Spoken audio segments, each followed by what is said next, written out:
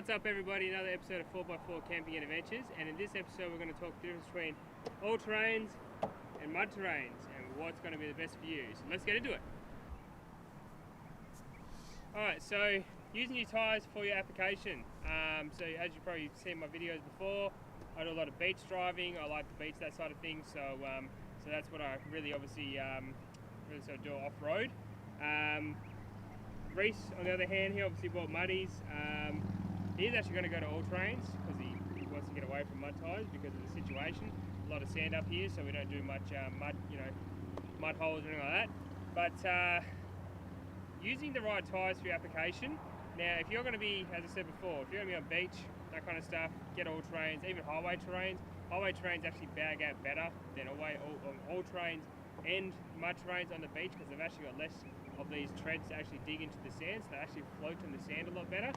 So if you're just doing beach driving, highway terrains are fine. You'll do 90% of what you need to obviously on the beach with highway terrains.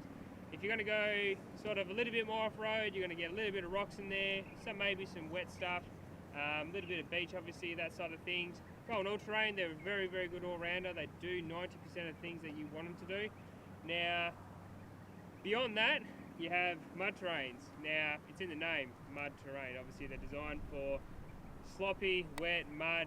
They've got big, obviously, tread blocks on them. They're designed to flick out the mud that goes between the treads, that kind of stuff.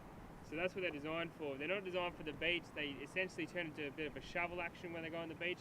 Because all these treads literally just dig into the sand, you just essentially dig holes. So, on a big heavy car like this 105 series, unless you've got a turbo diesel, which Reese hasn't, but they essentially drag you down a fair bit. They actually suck some of the power out of your vehicle when you're going on the sand. If you had all terrains, you could probably find he'd be using less fuel, that sort of things on the sand because he's actually not digging into the beach as much.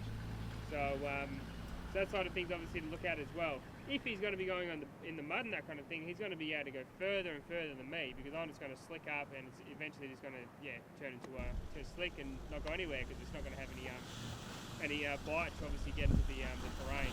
So if that situation happened, mud terrains all the way. But they're a very specific application that you use these for. You wouldn't just chuck these on a road car and be like, I'm going to drive on these every day and use them as my daily driver. The noise will just piss you off, obviously. So there's an application for these and there's an application for these, and obviously there's an application for highway terrain tyres. But if you want an all-rounder, go the all-terrain because obviously that's what they're obviously designed for. They're 50-50. They still give you pretty good on-road traction, that kind of thing, and obviously they don't make a lot of noise like obviously a mud terrain does. So that's why I went them. Look, I'll go through the cons and pros of each and you can make a decision based off obviously what your application is going to be, but I'm just sort of going to give you the facts that they're both good tyres, they've both got their application, they'll both do what you want it to do, just that your car will probably work a little bit harder on the sand and the beach, that sort of things, but when you go through the mud you're going to have a better chance of getting through than let's say an all-terrain. So you obviously make your mind up what you want to do from there. I'll put up the pros and cons here of each tyre. So going through the all-terrain first, then the mud terrain. Cons and pros of an all-terrain tyre. Pros. They're pretty good off-road. They're going to give you pretty much traction wherever you need it, unless you start getting some really sloppy mud. They're good on rocks. They're okay in mud, depending on your all-terrain. There are some aggressive all-terrains out there that do good in mud. They're fantastic on the beach and they're great on gravel.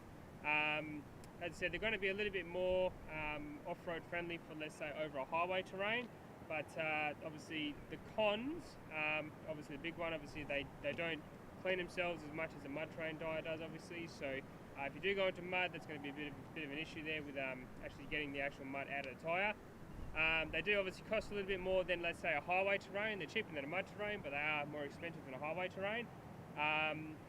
They're also not as quiet as a highway terrain tyre, so they aren't as noisy as a mud terrain, but they do make a little bit of noise depending which tread pattern you go. Some are quieter than others. That's really sort of the cons and pros of a all-terrain. Another thing, a pro I suppose is they bag out better than a mud terrain. So if you're going onto sand or whatever application, you're actually going to get more tyre on the ground. So obviously that's got a pro for it as well. So we can chuck that on the pros list.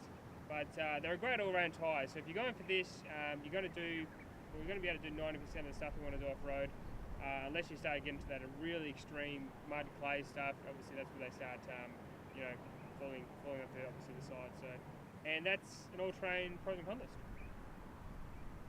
Pros and cons of a mud terrain tyre. Now the pros is probably going to be a little bit less than the cons, but the pros, traction. That's what these are all about. They're going to give you the most traction that you can think of in an off-road application. That's what they're designed for. In mud, be it snow, be it clay, whatever, rocks, they're all going to give you more traction in that situation. They do have a nice aggressive look to them. I mean, there is some all-terrains that are, you know, fairly aggressive these days, like the Bridgestone, the BF Goodrich KO2s. So if you're going for an aggressive look, there's other options there as well. Another pro is the size of the tread blocks. Obviously they've got these big massive grooves between them, which allows them to self-clean better as well. So rocks, mud, that kind of thing, it's not going to turn into a slick like an all-terrain will when it's on the mud. But that's really the sort of the pros on the side of things, is traction and self-cleaning. That's what they're designed for. The cons is probably the noise. They are noisy, obviously, compared to an all-terrain, and very noisy compared to a highway terrain tyre. So if you've got a highway to mud terrain, you've got a massive difference in noise going from those two types of tyres. They cost more, obviously. You know, they're generally more of a specific type of tyre, so that you do pay a little bit more for a good mud terrain tyre. They don't bag out as much on the beach, so you've got to let more air out of them. So there's cons and pros of that as well, but they don't bag out as much because the sidewall is so tough, obviously allowing you to you know, take rock gouges and that kind of thing, but obviously at the same time doesn't allow the tyre to bag out. They're not that great on sand, so a lot of people say, oh yeah, mud terrains are you know fine for sand. They are when you've got power. Power does make a big difference with the mud terrain on sand. If you've got no power, sorry Reese, like this 105 series, they don't work that well, because essentially they just turn into big shovels. If you've got heaps of power, you can just, you know, flat your foot and get out of what the situation is. But if you've got no power, you can't have that, you know, that liberty of just, you know, putting your foot down and obviously getting out of the situation of digging yourself into the ground. So if you've sort of got a Land Cruiser 105 series that's not turboed, or a big car like this, like a big Patrol that's not turboed, you're probably going to go towards, let's say, an all-terrain, because it's not going to dig in the ground as much. If you're doing beach driving, you know, per se, you want to obviously probably go an all-terrain, because these essentially just turn into massive shovels. And me and Reese have been many occasions where we're going out and he doesn't dig himself in, but you can see he's just trying hard to get down the beach, where, you know, I just sort of float across, because they are essentially massive shovels with these big grooves. They're, as I said, they're a specific tyre, they're mud, that's what they're there for, but yeah, it's just one of the sort of the cons of having a big mud terrain, obviously, on the sand. But as I said, that's another episode of 4x4 Camping and Adventures. If you've got any tips out of this, chuck a comment down the bottom, subscribe to the channel, and throw us a like. There's obviously plenty of content coming up. As I said, I've started getting into car reviews, that kind of thing, so I'm still fanning out what I need to do with those, but they'll be coming up very soon. And the first one's obviously going to be my brother's 76 Land Cruiser, so that's going to be one to watch out for. So as always, another episode of 4x4 Camping and Adventures. Thank you for watching. As I said, please subscribe.